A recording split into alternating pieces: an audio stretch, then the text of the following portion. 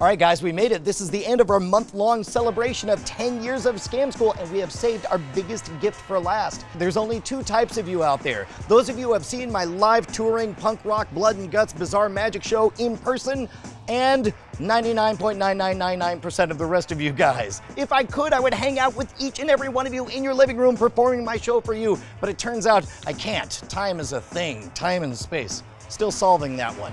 Look, I want you to see my live stage show on tour, live and in person. But until then, we've taken all of the bits and pieces of the stage show that have appeared over the years on Scam School and put together the closest thing to seeing me live in person right now. All right, guys, my name is Brian Brushwood. I host a little show on Revision 3 called Scam School.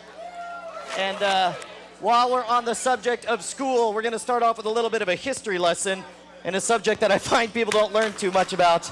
The subject, of course, is fire eating. Who yelled Sonic Boom? That kicks ass. Now, the concept of resistance to fire is one as old as history itself. As far back as the ancient Greek tragedy Medea, references are made to holding a bar of red-hot iron to prove innocence or sincerity. The first written account of a fire eater occurs in 1607 when a guy named Henry Wotton wrote of an English sailor who could eat fire as though it were candy. With that in mind, I'm going to show you guys the simplest method to extinguish a torch with one's mouth. Thank you very much. You guys, some of you are actually applauding for that. That's awesome. It is more impressive. It looks more like this.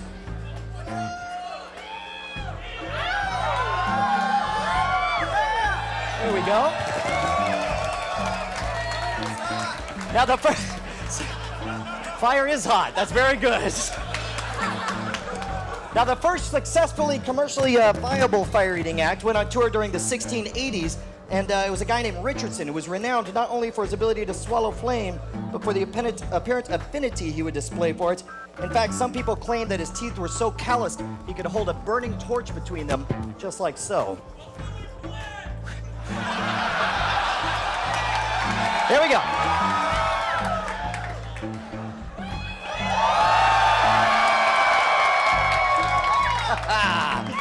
Much better. By the 1800s, we come to a time that some people call the golden age of fire eaters. This is a time when performers who had names like Yamadeva and Chingling Fu, one guy who called himself Xavier Chabert, the Fire King, these individuals shifted the focus of fire eating away from the tolerance of the heat and flame and instead moved it towards the artistry and skill with which one manipulated.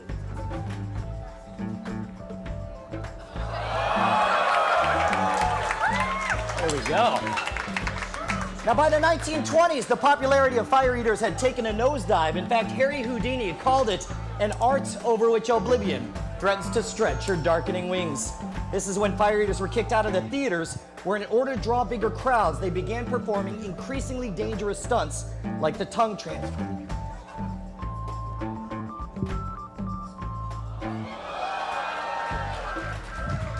Or perhaps eating twice the flame at once. It's a hell of a lot of fire. All right, here we go.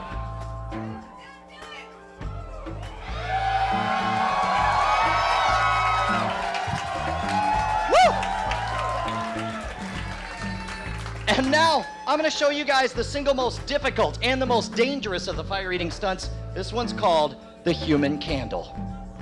Okay. Here we go.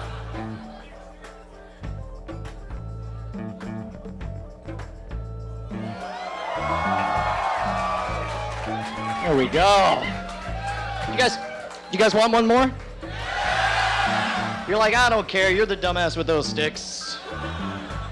A while back, I wrote this book on fire eating, and when I did, I discovered a combination of tricks that's become my favorite thing to show people. Check this out. Here we go.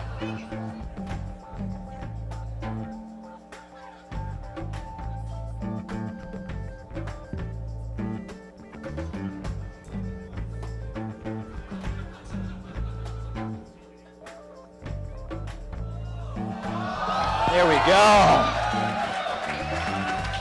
All right, folks, you ready to start the show? you guys see before you 9 4.5-inch 30 penny nails. You, buddy, reach forward. Choose any one of those bad boys for me. Pull it out. Hold it high above your head where everyone can see it. Using both hands, try to bend that nail. Tell me, does that nail bend at all? No, of course not. Take that nail, push it into your, not through your palm, but into it. And verify, does it collapse? Jesus! There you go. Look good? Excellent. I'm going to, none of that David Blaine crap. No switches here. I'm going to show you guys a feat that dates back almost 100 years, originally called the human blockhead.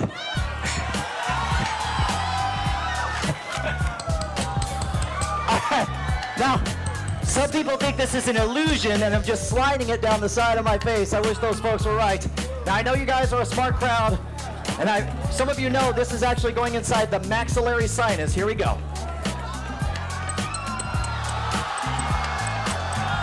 Here we go. At this point, I tell you what, we have Ron Richards working the camera right now. Ron, I want you to reach forward with your hands. This is a host of iFanboy right here. Show him some love. Ron, you're going to grab just the tip of that nail. All right, there we go. Hold on tight. Don't fall over. All right, there we go. Hold on. All right, go, go, go, go, go, go, go, go, go, go. And that is a souvenir for you, Ron, of today's show. Let's hear for Ron Richards, everyone. Check this out, make sure it's exactly what it looks like. Do me a favor, buddy. Make sure that's solid concrete all the way through there. Is that solid? It's nice and heavy? That is a concrete builder's block, measuring 8 inches by 8 inches by 16 inches. You know what's funny is I've done this 1,000 times, and not once has anyone expressed concern for anything but my hair. All right, guys, the brick weighs between 25 and 35 pounds, depending on the grade of concrete used in its construction. You can see it's 1.5 inches thick at the base, and that is solid concrete. Now, the human skull weighs considerably less and is at most 1/2 inch thick. So logically, were I to take this 8-pound sledgehammer and beat myself over the head repeatedly, logically there would be issues. All right, guys, we're gonna go on 3. Count with me. Here we go. Ready? 1, 2, 3. And nobody cares. All right. Maybe we'll get a bigger response this time. Ready? 1, 2, 3. Oh. You guys, you're all, kill yourself. Oh, no, don't actually say that. Thank you. All I'm saying is when I get this thing, you guys better go freaking nuts. Here we go. Ready? Hop. One more, hop!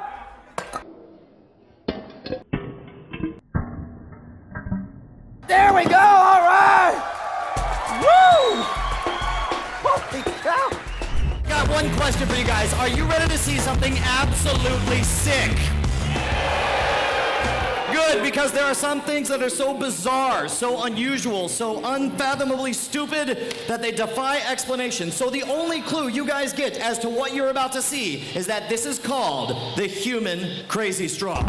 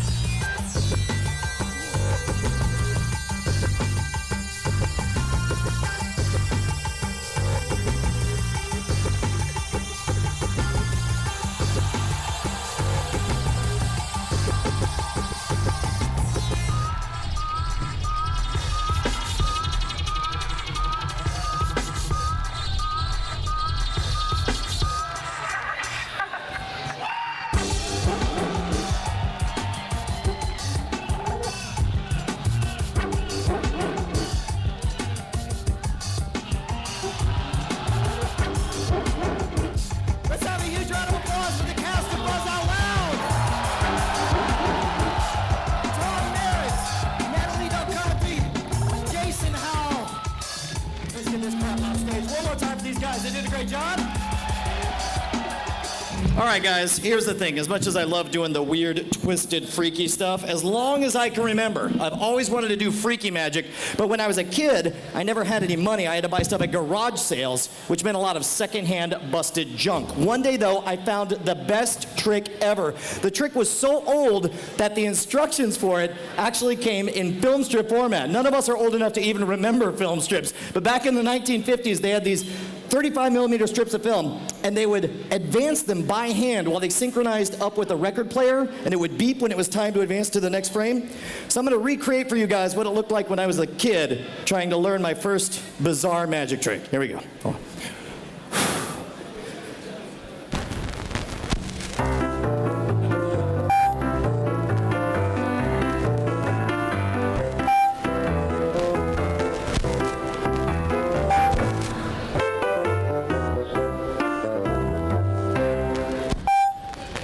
Magic. What is magic?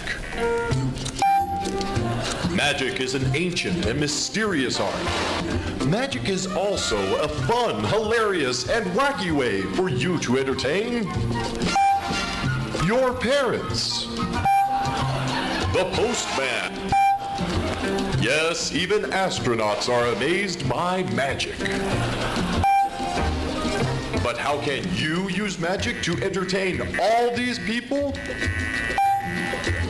The idiot skewer through tongue trick.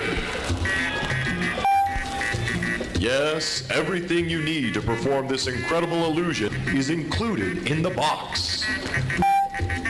Start by selecting a volunteer from the audience and politely asking her to join you. Let me get a girl to help me stage. out. Is there a girl who wants to help up here on stage?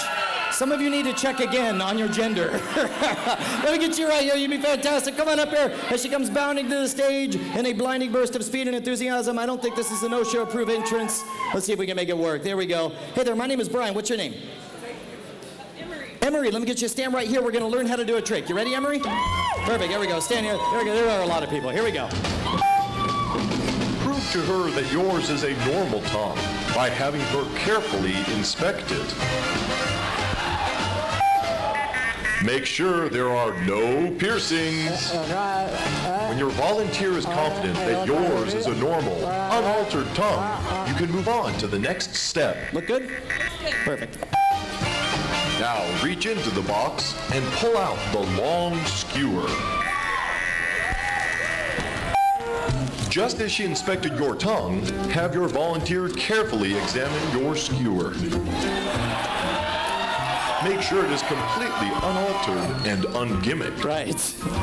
When your volunteer is satisfied that there's nothing tricky about the skewer, you're ready to begin. Look good? Perfect. To perform the incredible skewer through tongue trick, simply grab your tongue with your left hand, hold the skewer in your right, and stab the skewer directly through your tongue. That's right, stab the skewer directly through your tongue.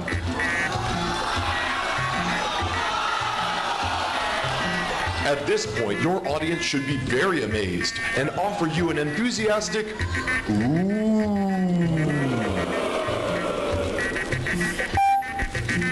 But what the audience didn't see is that you never really stabbed the skewer through your tongue at all. You really switched the original skewer for the gimmicked one in the box. Aren't you clever? If by mistake you forgot to perform the switch and instead stabbed yourself with the original skewer, don't panic. Simply reach into the box and pull out the pair of emergency shears designed for just such an occasion. Take those emergency shears, hold them up to the problem area, and simply cut it off. That's right, cut it off.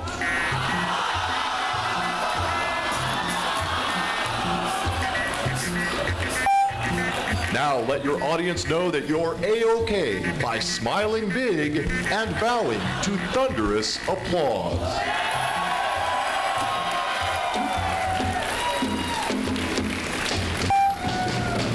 Now you couldn't have performed this illusion by yourself, so thank your volunteer by giving her the skewer. It will serve as the perfect reminder of how much fun you've had today.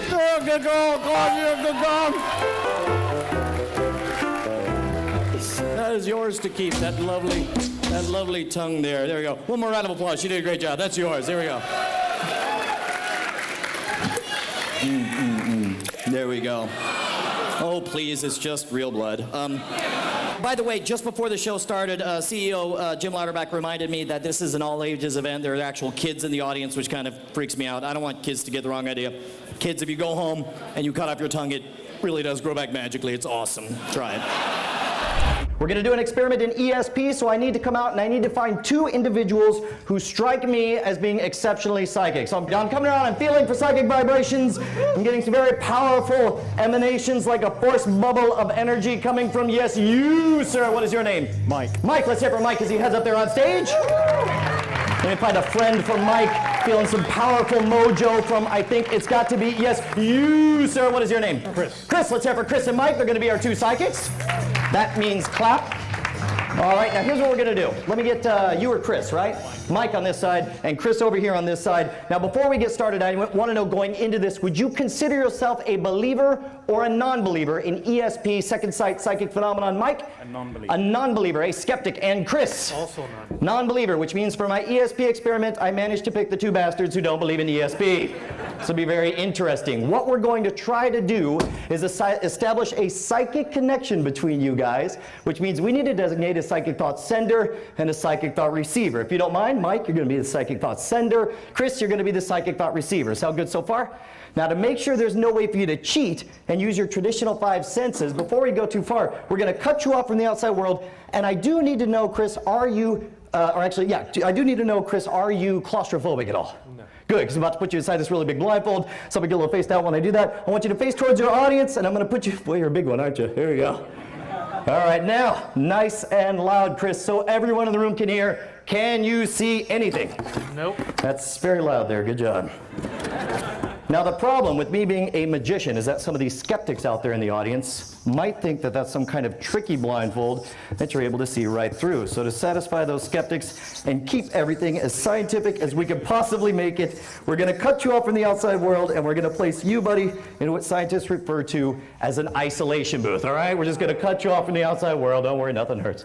All right, now, while you're in the isolation booth, it's very important, Chris, that you do not speak, but you can nod your head yes or no. Do you understand? Excellent.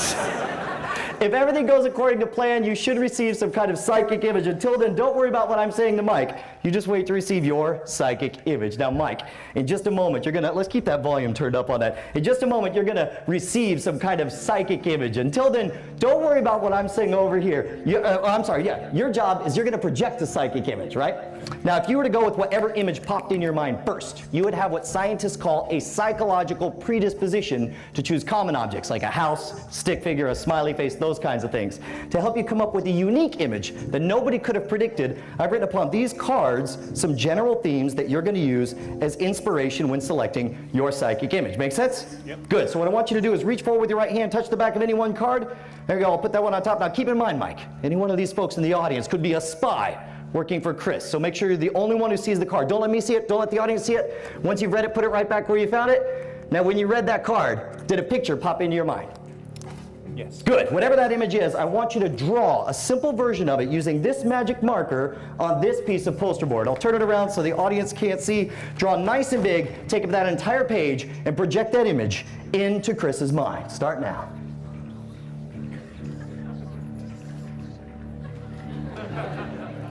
Chris, have you received a psychic image? Maybe. Remember the talking rule, Chris. Yes. No, you are not allowed to talk. That's the talking rules. You have to not. Hey, there we go. Excellent. Smooth like silk. Here's what I'm going to do here, Chris. I'm going to put this poster board right here in front of you, buddy. I want you to find the edges with both of your hands. I'm going to put this marker in your right hand. I want you to take the cap off of that marker, and I want you to draw nice and big whatever image came to you, no matter how strange it may have seemed. Go ahead and start now. And are you finished over here? Let me get you, whatever you do, buddy, don't stop projecting that psychic image. Hand that marker on over here to me, and keep projecting as we all wait very, very patiently. Oh, how cute. He's trying to recap. Let's. Sorry about your fingers, Chris. All right. Ladies and gentlemen, let's see what psychic image, but God damn it. What popped into Chris's mind. It's abstract. All right, I tell you now, Mike, obviously Chris has a blindfold on, he's got a box over his head, he has questionable artistic talents. But if this were a real ESP experiment, would you say he got it right or he got it wrong? I'd say he got it right. You say you got it right? Yeah. Let me get you a stand all the way here, right next to Chris, if you would, Mike. Nice and loud, why don't you tell the audience what you were sending a picture of? Christmas tree. A Christmas tree? I would call that a match, ladies and gentlemen. Let's have a huge round of applause for both my volunteers. You guys did a great job. All right, Chris, by the way, Chris, you did such a good job. This is your very own isolation booth for you to take home with you. One more time for my two psychics, guys. Here's the thing. Every time people ask me whether or not I believe in psychic powers, I always, the short answer is, of course, no, because I'm a rational human being. But it makes me think back to when I was a kid, and I wanted so bad not only to believe that psychic powers were real, but that I had them, so I'd make up all these tests to see if I had ESP. You know what I'm talking about. You're sitting at the kitchen table trying to guess what the next card is in a deck of playing cards, that kind of thing. And in the middle of doing all these tests, I had an experience. And while this experience didn't convince me that ESP was real, it did convince me that sometimes you just get lucky. Let me show you what I'm talking about here. Let's turn that up. A little bit louder than that.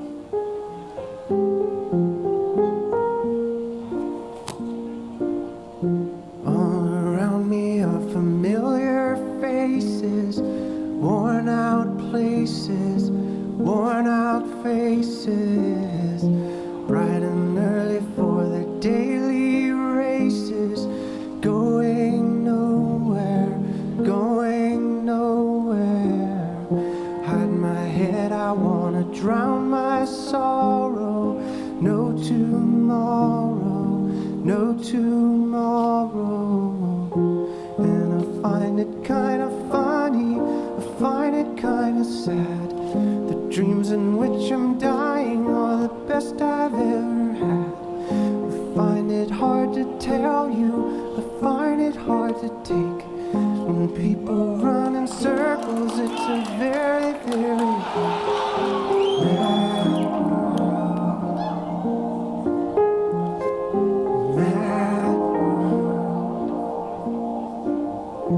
Children waiting for the day they feel good. Happy birthday, happy birthday. Went to school and I was very nervous. No one knew me, no one knew me. Hello teacher, tell me what's my lesson. Look right through me, look right through me. And I find it kind of funny, I find it kind of sad. The dreams in which I'm dying are the best I've ever had. I find it hard to tell you, I find it hard to take. People run in circles, it's a very, very mad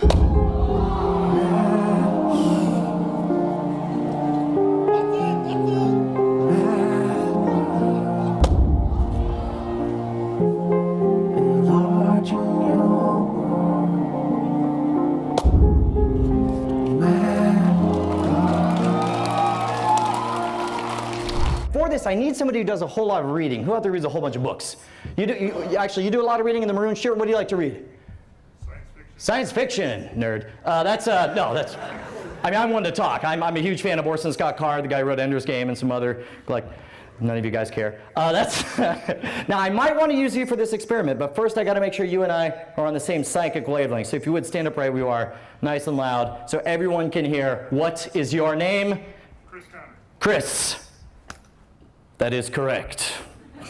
Chris, even the most conservative estimates say there are 500,000 words in the English language. If you were to think of any word, and I predicted that exact word, we'd have something just short of a miracle on our hands, wouldn't we, Chris? Chris, I want you to think of any word in the English language. You got one? Excellent. Before the show even started, Chris, I wrote on the back of this card a psychic prediction. Chris, just to clear things up, do you happen to know what I've written on the back of this card? Nope. Ladies and gentlemen, no. Correctly. Don't applaud for that. You'll just get more of that behavior. Chris, I don't want to jip you. I really do want to do an ESP experiment. Would you mind joining us up here on stage? Let's give Chris a big round of applause as he joins us up here on stage. Chris, I want you to have a seat right here. Actually, I'll put you over here on this side. And here's what I want you to do, bud. If I asked you to think of a word right up here on stage, there's actually only about 100 words you're most likely to come up with. To help you be as totally fair as possible, what we're going to do is we're going to give you a freer choice. I, right here in Austin, Texas, grabbed 3 books everybody's heard of, if not actually read. So some people, I figure, are into mysteries or scary books. So I grabbed Stephen King's The Shining. Chris, have you read it? Yes. You have. That's good. 1 for 2. Second of all, some people are into mysteries, so I grabbed The Da Vinci Code by Dan Brown. Chris, did you see the movie? But you've heard of, I've heard close enough. And thirdly, some people are into fantasy nerds. So I grabbed my favorite Harry Potter book, Harry Potter and the Goblet of Fire. Chris, what? Get out of town. What kind of self-respect, that's all right. Which of these 3 books do you want to use for our little experiment? Da Vinci Code. Okay, any particular reason you're going with that one? It was in the middle. It was in the middle. Now I am going to give you the chance once and only once to change your mind and go with either of the other 2 books. Do you want to change your mind? Are you absolutely sure? Because this is the only chance you get. Because tonight when you go to bed, I want you to be like, that goddamn magician did give me another chance. This is your only chance. All right. I want you to take that book, riffle through those pages, stop on any page you want out of the entire book. Let me know once you found a page you like, but don't say which one it is. You got one?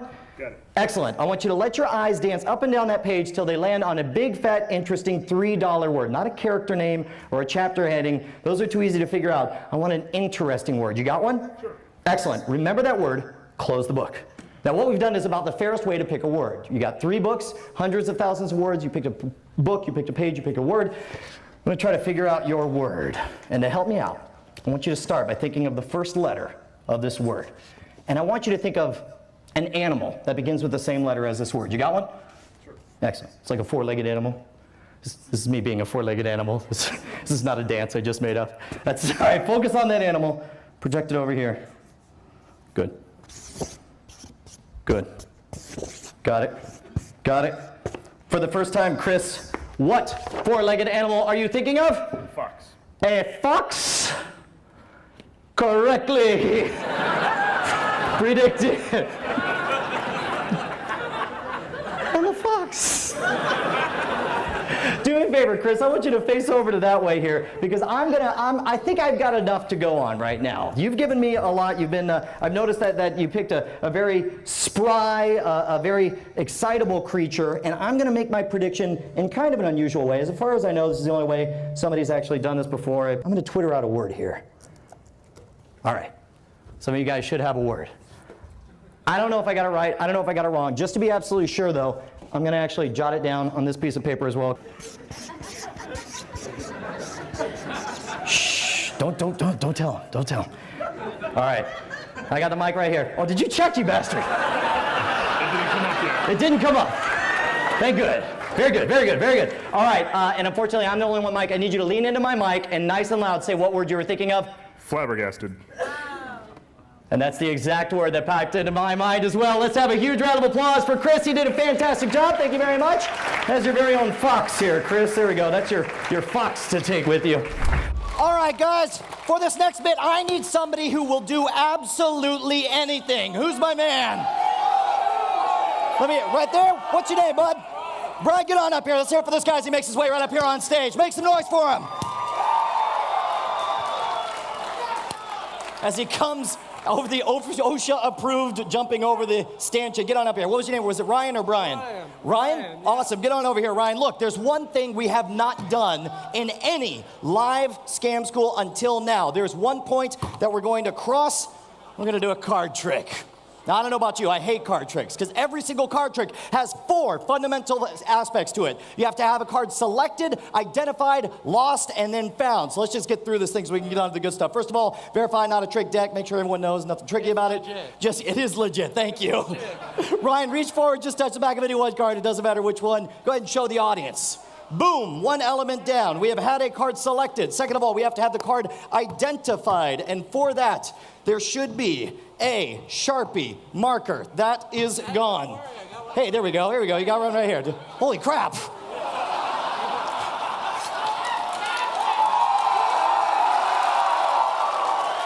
You're the freaking wizard. What the hell is that? Do me a favor, buddy. I want you to nice and neatly print in the middle of your card. Neatness counts just your first name in the middle of that card. You got it? All right, and by all means, take your time. So we're 2 down. We've got a card selected. We have a card identified. Once you've printed your name on there, I want you to fold it in half with your signature on the inside. You got it? Excellent. Fold it in half again a second time. And now here's where things get interesting. We had a card selected. We had it identified. Now we need to lose the card. Traditionally, this is done by throwing the card somewhere back into the deck. We're going to be a little bit more esoteric here. Here's what we're going to do.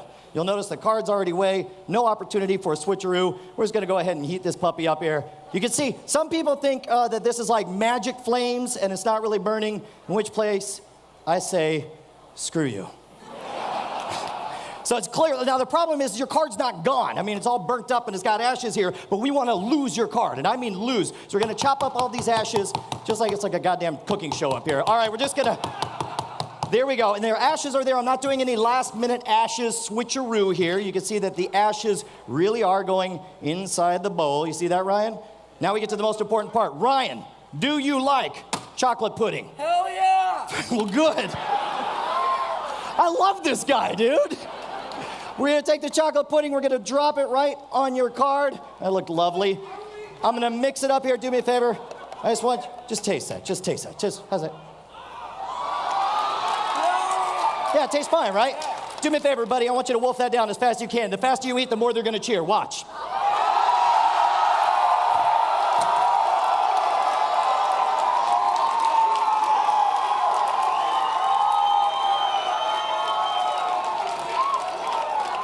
We are in, oh, what a good boy. All right, we are in the home stretch. We have had a card selected, identified, and now lost.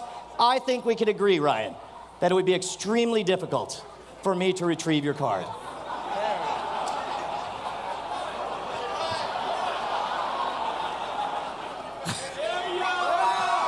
Ryan, do me a favor, buddy. I want you to lay down on this table with your head down at this end, your feet down at this end. Come around right up in front. There we go. Have a seat right here. Head over here. Head over here, if tail's over there. There you go. Go and lean. Make yourself comfortable. Yep. By all means, make it as awkward as you possibly can. There, put your feet right here, and your head goes there by default. There we go. Now we're getting somewhere. There we go. Lay all the way down. We'll make a spot for you. I'm going to cover up. Go and lift up your shirt all the way up here, if you don't mind. There we go. Stop flexing for the ladies. Relax, relax. You see, you're not ticklish. Like, all right. I wasn't professional. All right, here's what I want you to do, bud. This is going to feel a little bit weird. It may pinch just a little bit. And I'm sorry, this water is cold, dude. I'm sorry. I know. Yeah, it's cold. This is going to feel a little bit weird. Just relax. Here we go. Oh, yeah, there we go. Yeah. All right, hold on. Wait, no. Everything goes according to plan here. Here we go, and that's, I don't know what the hell that is. Let's get one of this. That's not good, and I think that actually goes there. All right, hold on, let me get this cleaned up here on this side, and there should be a little bit more. That's weird. How the hell did one of those get in there?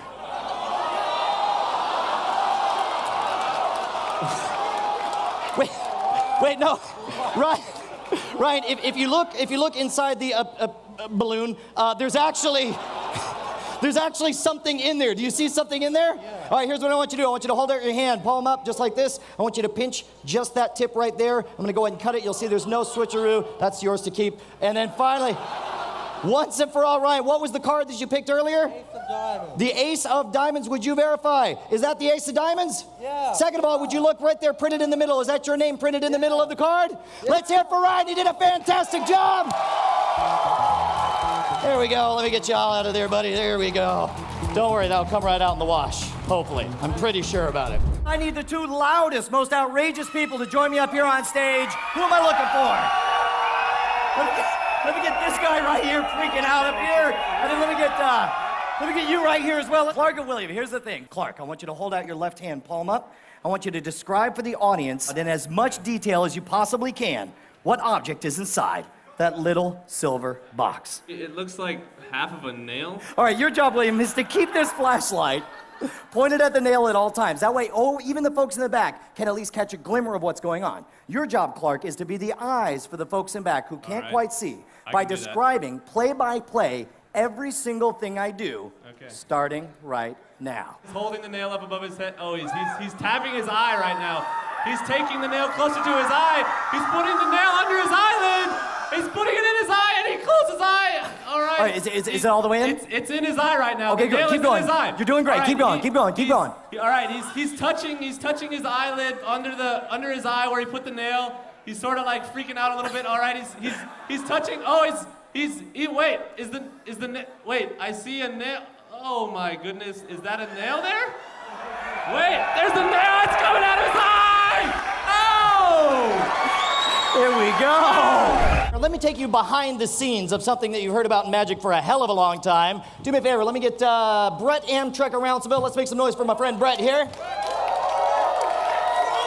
Brett's gonna walk that thing out there. I want you guys to check out that bed of nails and make sure it's exactly what it seems. I want you to actually reach forward and touch those nails. I want you to see that they're not filed down, they're not made of rubber, they're not contoured to fit my back. I want you to appreciate that this pretty much hurts like hell.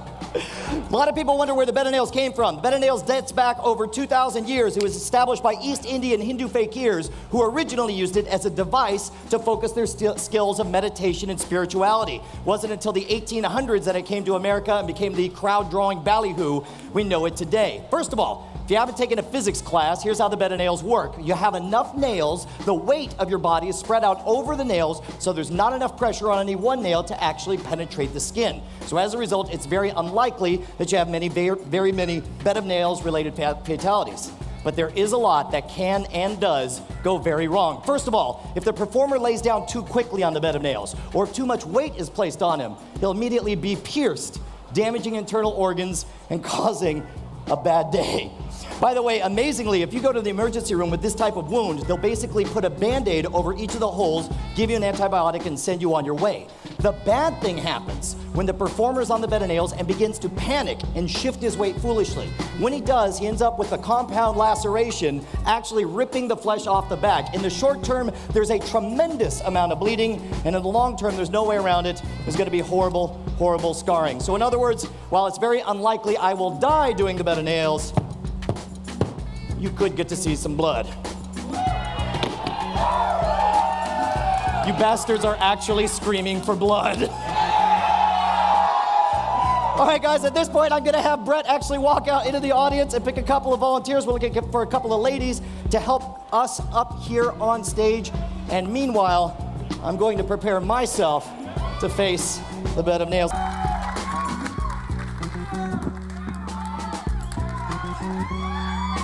Why is it always the dudes who cheer then?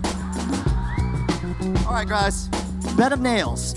Regardless of whether it's performed as a religious ritual or as a sideshow stunt, there are a few key factors that are always the same. The first is the performer always takes a moment to center himself before getting on the bed of nails. The ancient fakir talked about going into a trance. That's a bunch of BS. What matters is that the performer take a moment to calm himself so he doesn't do anything stupid while he's in a position of very real danger.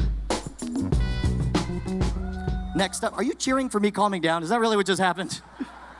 Next up, the performer centers his weight over the bed of nails, laying down first the covered extremities until finally his entire body is suspended on the bed of nails. Now, the ancient Hindu fakirs did not stop there, but rather subjected themselves to certain tests while they were in this state. To that extent, I've asked these two women to join me on stage because in just a moment, both of them are going to stand on me. All right, let's get both of you guys right over here. My name is Brian. What is your name? All right, let me get you right over here if you don't mind. One was on this side. There we go. That'll be just fine. Let me get you. And your name is? Shama. Okay, first of all, a couple of things. In just a moment, Bonnie, you're going to put your left foot right here on my chest. Not on my neck, on my chest. Your left foot is going to go right here on my midsection, all right? Your right foot or left foot is going to go slightly below the belt. And your right foot is going to go on my lap. Now try to distribute the weight evenly over both legs because otherwise it hurts like hell. All right. When you step up, you're not going to hop up, you're not going to bound up. Each of you keep a hand on Brett's shoulders. You're going to step up like you're stepping onto a log or a step, okay? Once you're on top of Brian, above all else, no bouncy, okay? In a moment, I'm going to excuse you to step back down. When you step down, this is the important part. Don't hop off. Don't leap back. I just want you to look where you're stepping. Make sure you're stepping on the stage, because if you step on the bed of nails, you will injure your feet. Do you understand? Do you understand? Are you ready to do this? You ready to do this? All right, get in position. Left feet first. Put them right up here. There we go. We're going to go on, and then, oh, wait, a little bit closer. And get your other feet all the way up here, touching right up here. There we go. Excellent. There we go. We're going to put this a little bit closer. That's my junk. There we go. All right, let me get you up a little bit closer here, Brett. Hold on. There we go. All right, ready? We're going to go on 3. Nice and slow. Take your time. 1, 2, 3. Nice and easy. All the way up, all the way up, all the way up, all the way up. You may applaud now!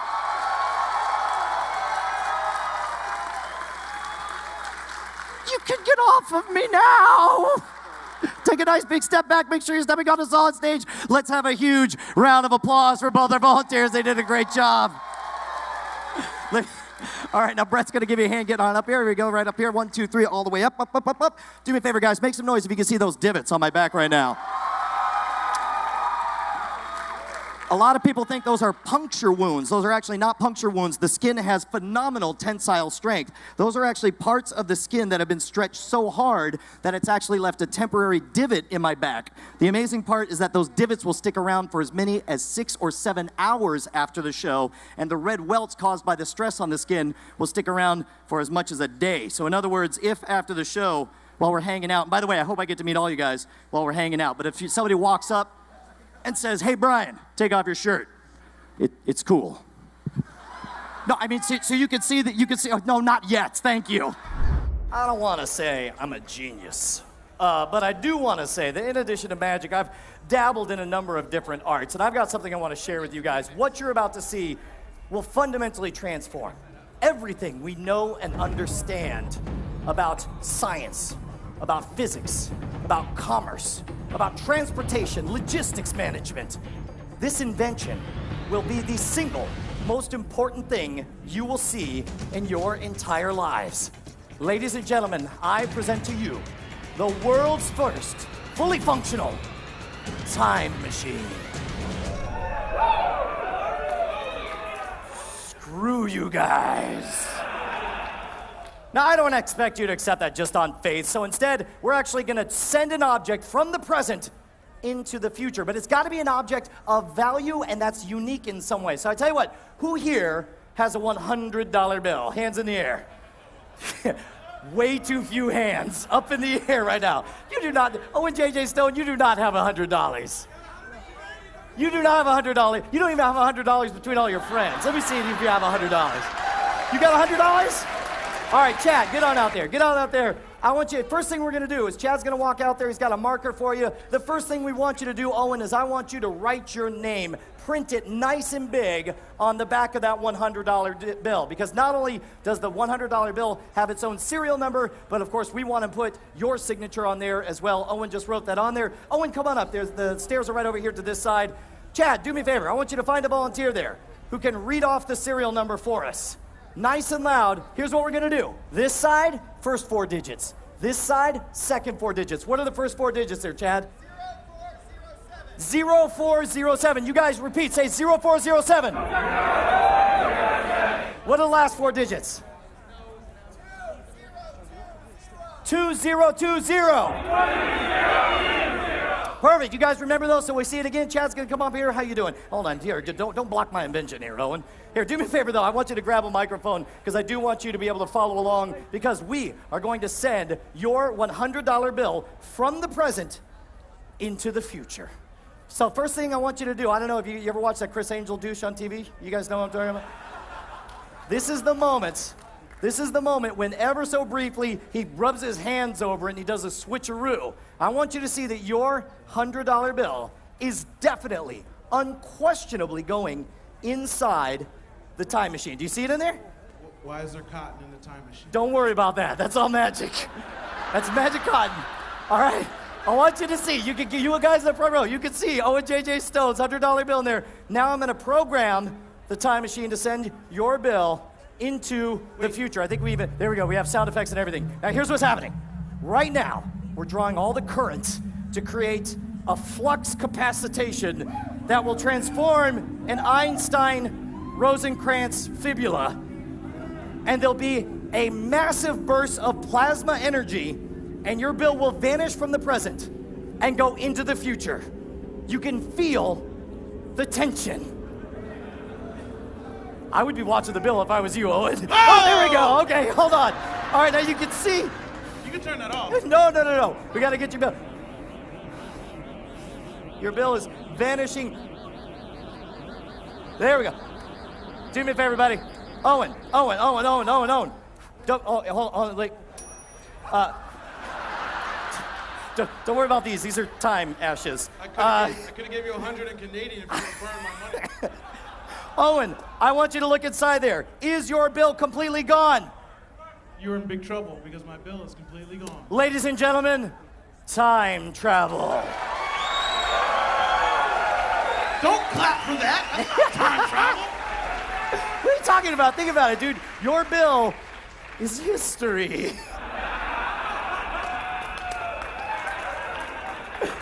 Come on, man. What do you expect? You come on stage, the guy's got a time machine that's clearly a toaster oven? I don't know how much they're paying you, but that's $100. Okay, all right. I don't know if you saw anybody else's hand go up with $100. All right, here's what I will do. Owen, I will make a solemn vow to you that because you should relax. Your bill's not gone. It's just in the future. So what I will do is for the rest of my days, I will watch this thing like a hawk. And the second your bill appears, I will send it back to you. Is that good enough? I'm going to watch you like a hawk for 100 years. And if my bill does not return back to me... No, think about it. It's not fair because of inflation. Because your bill won't be worth as much in the future. So here's what I will do. The VIG is breaking your legs, Brian. Here's what I'm going to do. I'm going to, when your bill appears in the future, I will use the time machine to send it into the past. And in fact, I'll even include a message telling me to bring your bill here tonight in a sealed FedEx envelope and put it where it's been sitting the entire show long. Chad, do me a favor, pull down that FedEx envelope right there. How many of you guys noticed this thing when you guys came in? Hands in the air. How many of you guys been watching that thing like a freaking hawk? Hands in the air. Did anybody come close to that thing? No. Owen J.J. Stone. I love the look of abject skepticism on this man's face. It could be another $100 bill. It's not going to be my $100 bill. I just want my money back. Oh, okay. Well, then that's good enough for me. Now, I want you, this is the only time I'm going to handle this thing. You know how to open up one of those FedEx envelopes, right? Sure. Here, I'll go ahead and hold this. Do me a favor. Open up the strip, and I want you to be very fair to make sure there's no switcheroos or anything like that. What's inside that FedEx envelope? A white piece of paper. Pull out the white piece of paper. There you go. And what is in the white piece of paper? A note. And? An envelope. And an envelope. Okay, read the note. I can't read. Howdy from the future. Thanks for future. That's the word. Future, yeah. Your bill for lending me. Love, Brian. P.S. Tell Brian not to worry about that thing. Turns out it's a cold sore. Actually, I don't think that part was supposed to be read. But the important thing is there's an envelope. There's an envelope there. Do me a favor. I want you to tear open that envelope. What is inside that envelope, sir? Oh,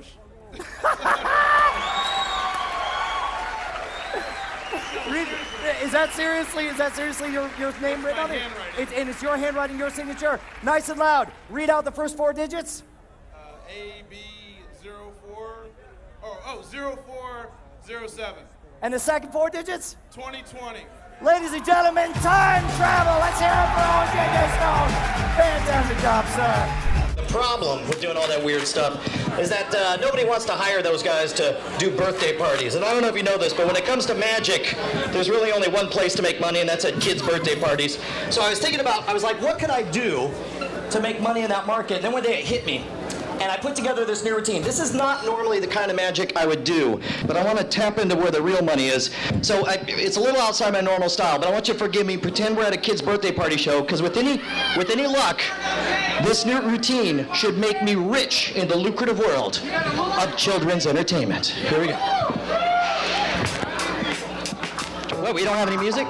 That's so not children's music. That's a children's rave.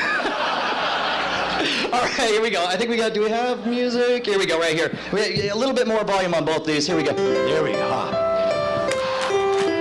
I have a special friend. He lives inside this house. His name is Mr. Happy Pants. Now, Mr. Happy Pants is awfully shy, but just maybe we could get him to come visit. First, we'll have to make him feel extra loved. So on the count of 3, I want all of you guys to say, "Hi, Mr. Happy Pants." And just maybe he'll come visit. Ready? 1, 2, 3. Greetings, children. For 4,000 years I roam the outer world. You shall know the name of fear, and that name shall be Mr. Happy Pants.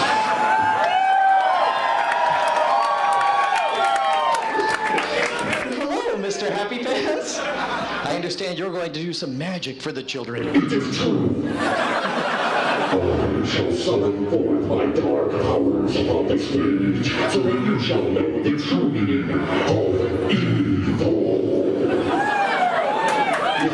I was clapping for evil. Are you gonna do that all by yourself, Mr. Happy Pants? No, I require a victim. Mr. Happy Pants, we say volunteer in magic. I'm sure you mean volunteer. We sacrifice now. All right, we need a girl. Are there any girls? We got one in the front area. Come on up here. Let's give her a huge round of applause as she joins me up here on stage. It always kind of freaks me out when girls actually want to meet Mr. Happy Pants. That didn't sound right. We could just stand right over here. We could just stand on this side right over here. My name is Brian. What's your name? Raven. Mr. Happy Pants, Raven is all yours. Raven.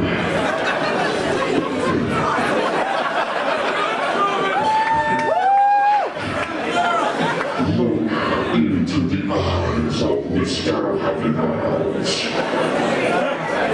You're powerless to resist the will of Mr. Happy Pants.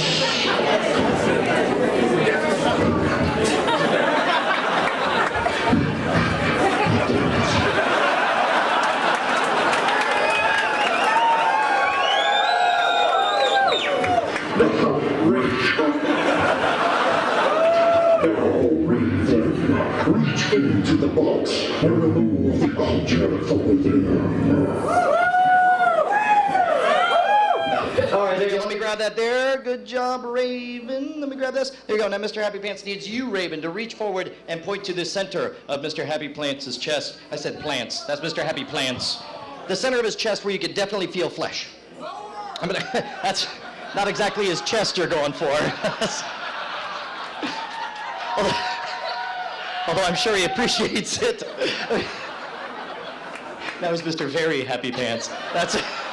All right, right there, I want you to feel above, below, and all around that spot. Yeah, make sure you feel my hand all the way around. Everything checks out. Thanks for pushing my hand into the needle. That was fun.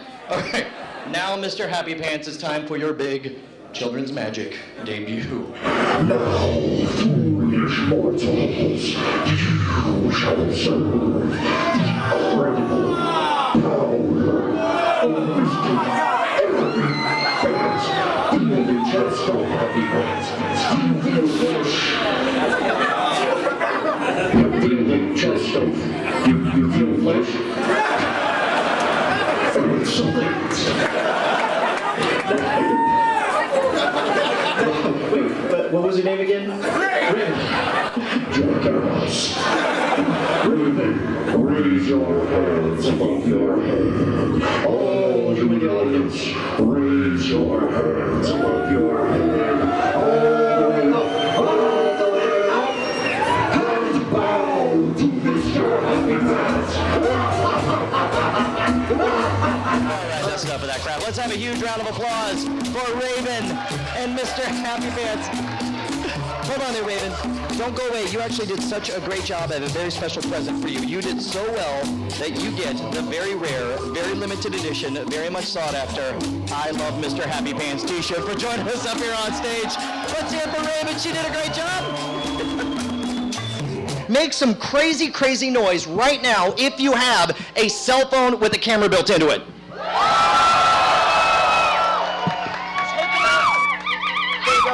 out, turn them on, hold them up. I want to see a sea of blue lights out there. How many got to hold them up? There, 1, 2, 3, 4, 5. Yeah, now we're looking like a U2 concert. There we go. All right, here's what we're going to do. All of you guys get ready to use your camera phones. I'll explain why in a moment. And here's what we're going to do. How many of you guys have heard of something called EVP, electronic voice phenomenon? How many of you guys have heard of this? Only a few of you guys. Good. For those of you who haven't heard, something very weird is happening all over the world. Voices are showing up on tape recorders that are left running when nobody's in the room. Faces are showing up on televisions that are tuned to nothing but static. And to show you what this looks and sounds like, I went to some EVP websites and I got some examples of what are alleged to be actual ghosts caught on tape. This first one, there are 2 male researchers in the room, 2 men, but you hear a third voice, a female, ask a question. Listen closely. Let me get you to turn this up. It's hard to hear. Are you alone? Very clearly saying, are you alone, right? That didn't work. This next one takes place at a haunted hospital, and it's creepy because you hear a little girl.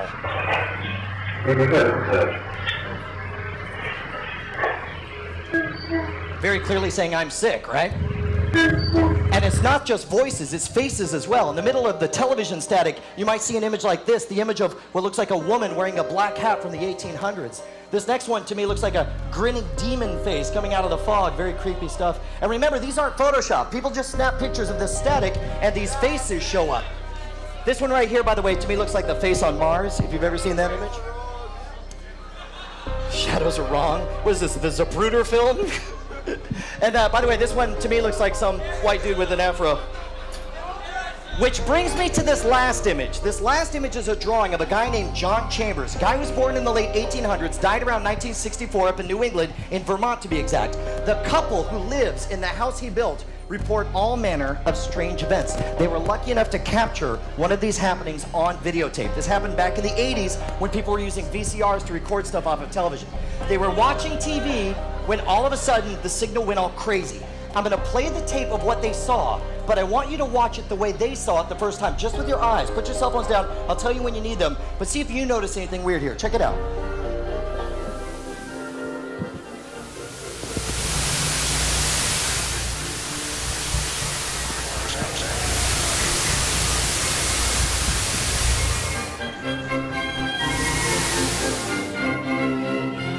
Now, just about everyone who sees that footage reports nothing unusual about it, but the couple who recorded it swear they happened by a random chance to snap a picture of that static, and when they got back to develop photo, they said they could see John Chambers trying to contact them through that static. So I want you to watch it again, this time through your cell phone camera. If you have a low light mode, put it in low light mode. Those of you in the back, use your zoom. Now remember, this is an experiment, so maybe you'll see something, maybe you'll see nothing at all. If you do see something interesting, I want you to snap a picture of it, make some noise, and hold up your camera so we know something's happening out there. And make sure to show me after the show, because no 2 phones seem to get the exact same image. Let's see what happens.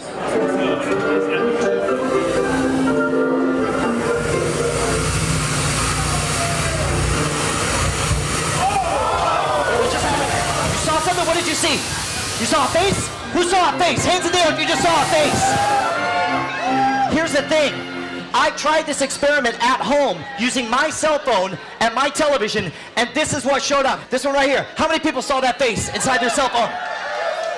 Now here's the thing. People say you cannot see that face with the naked eye. They say it only shows up once you snap a picture of that static. But I've been told that once you've seen that face, you cannot unsee it. What I mean is, once you have that image burned into your mind, you will see it plain as freaking day if you play the tape backwards. So you know what you're looking for. It should be perfectly obvious. See if you can spot it in there. Here we go.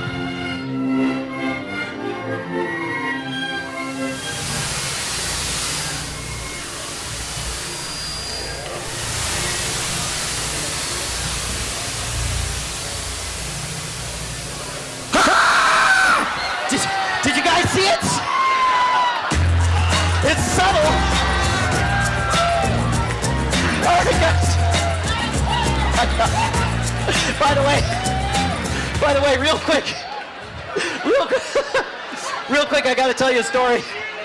Last year, Last year, I did 6 weeks at Universal Studios in Orlando, headlining a show at their Halloween Horror Nights. And we did the show 5 times a night, and we always closed with the EVP. The first night, there's like 1,500 people in the auditorium, packed house. We get to the ghost part, and this kid, this like 14-year-old kid, comes running down. When I say, come down with your cell phones, he's at the front of the line, sitting right in front of me. He's got his big grin, and I'm telling the ghost story. He's like, oh, this is awesome. And then he pulls out his phone, and the ghost shows up. He's like, oh, this is the best trick ever, right?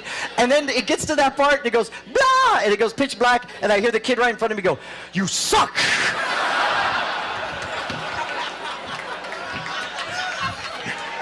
Sorry. All right, guys, at this point, I need the 2 biggest, hugest, tallest, strongest guys in the entire freaking arena to join me up here on stage. I don't care who they are. You guys elect them from among yourselves. Send them on up here. I want 2 guys, 6 feet, 7 feet, freaking gigantic. Just get them up here on stage. Who do we got out there? Let's see. Let me get this stuff out of the way. You are kind of large. Not exactly what I was looking for here. Hey, I'm Brian. What's your name? Trainer. What's that? Trainer. And you are? Tyler. Holy shit.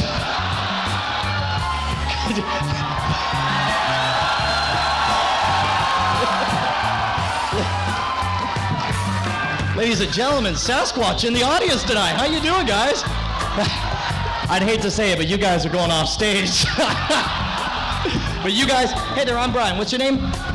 Michael, and you are? Eric. You're freaking huge is what you are. That's terrifying. All right, Michael and Eric, come on over here, guys. I'm going to tell you a secret that totally Hey, we're doing a show over here, Eric. Thanks. I'm going to tell you a secret that totally pisses off magicians. Every time you've seen a magician escape from one of these, they're cheating. Usually there's a secret handle deep inside the sleeve. Reach down in there. Make sure there's no secret handles inside the sleeve. Also check for any stretchy parts of the jacket. Make sure it's all canvas and leather. There's no Velcro straps, that kind of thing. Look good to you guys?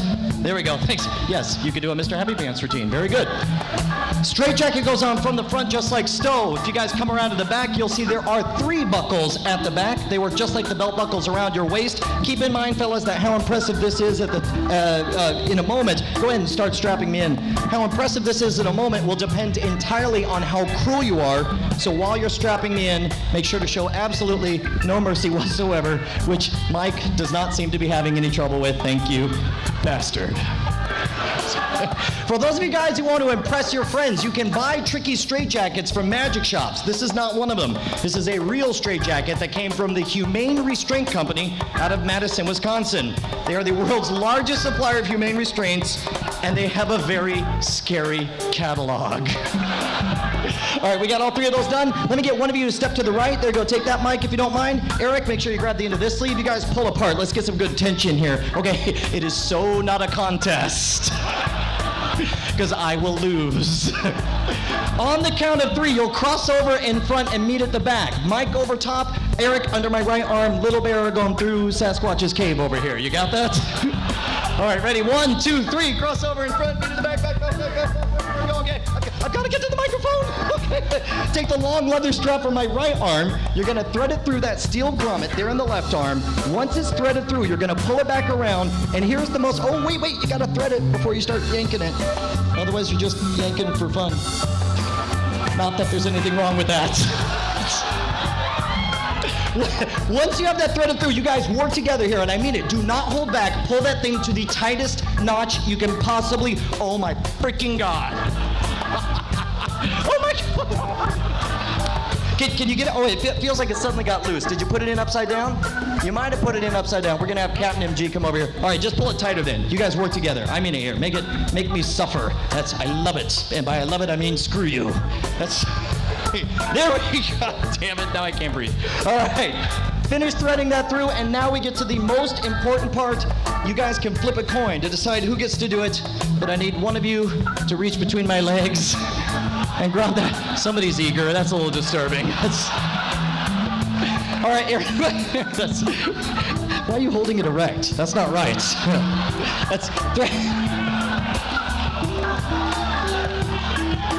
All right, you've done this before. Yeah. All right, pass that, pull that, there we go, and pass that between my legs over there to Mike. Just kind of throw that on there. Okay, hold on, Tiger. That's you might have to fish it out now. This is so wrong. There's a silver alligator clip back there. You're gonna pinch it with the teeth on top and thread it outward like it should look like. Okay, you got it. Now, you're gonna start pulling down to the ground, Mike, with even pressure as far down as it'll go. Straight down like you're ringing a church bell, only it's my crotch. There you go, keep on, go, Mike, keep on going, there we go. Oh my God, Mike, that's funny! Oh, Jesus! Oh my God! Let's have a big round of applause for both my volunteers. You guys did a great job. Now get the hell off my stage. Oh my God, ladies and gentlemen. Feels like a thong. Look at that. Like, I mean, I would imagine that's what a thong feels. All right, guys, this is a regulation asylum-issued straitjacket. They are outlawed in 26 of 50 states for being cruel and inhumane. I think we just found out why. At the turn of the century, Houdini set the standard for straitjacket escapes at 2 minutes and 8 seconds. Tonight, I'm going to try to beat that record and escape in under a flat 2 minutes. If I fail to escape in time, I will give all of you a copy of my book, Cheats, Cons, Swindles, and Tricks, 57 Ways to Scam a Free Drink. However, if I do make it out in under 2 minutes, beating the record of Houdini, all I ask is that you guys go absolutely freaking nuts and follow me at Twitter.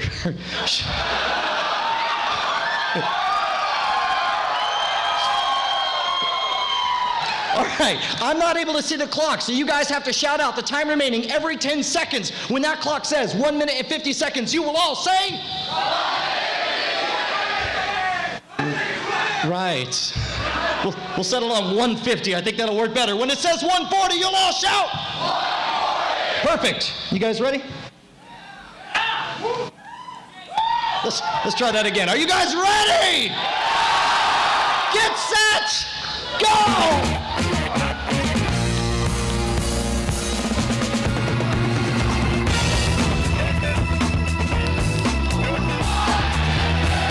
Perfect.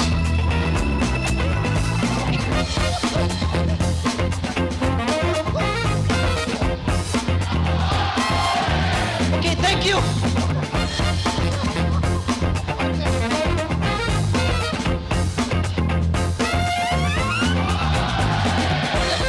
This part right here, this is my impression of the miracle of childbirth.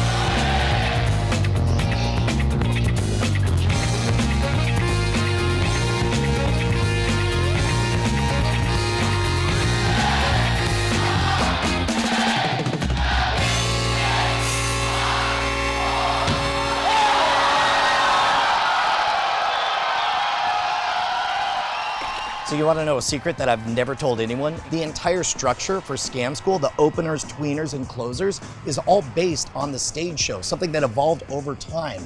When I first started, I couldn't rely on just getting on stage and asking somebody to pick a card. Nobody trusted me. They weren't there to see me. They were there to see some band. I had to earn their trust. That's why the early routines were stuff like the hammering a nail in the nose or the eating fire. In fact, it's 15 minutes before the very first magic trick even shows up in the show. And it's me doing the skewer through the tongue, and it's halfway through cutting off my tongue that you realize, oh wait, it's a magic show. Shoot, we're watching a magic show. Then you're in that tweener. We're doing mind mind reading stuff where I'm asking you to remember cards, go on a magical journey, think of a particular word and so on. And finally, we bring it all home with the closers, these action-packed stunts that get people on the edge of their seats. And yeah, screw it, by this point we've spent an hour together and we're having a great time, and it's easy to have a blast, scream, and go absolutely nuts. All of Scam School started with that stage show.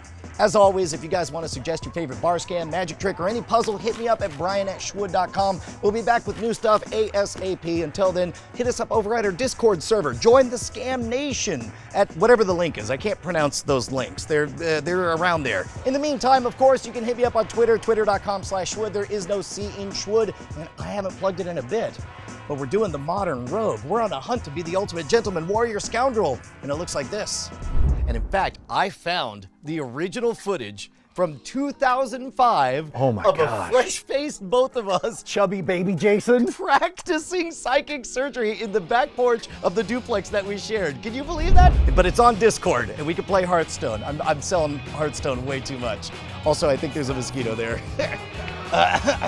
You like that? Yeah. No, I was definitely getting eaten alive. Oof.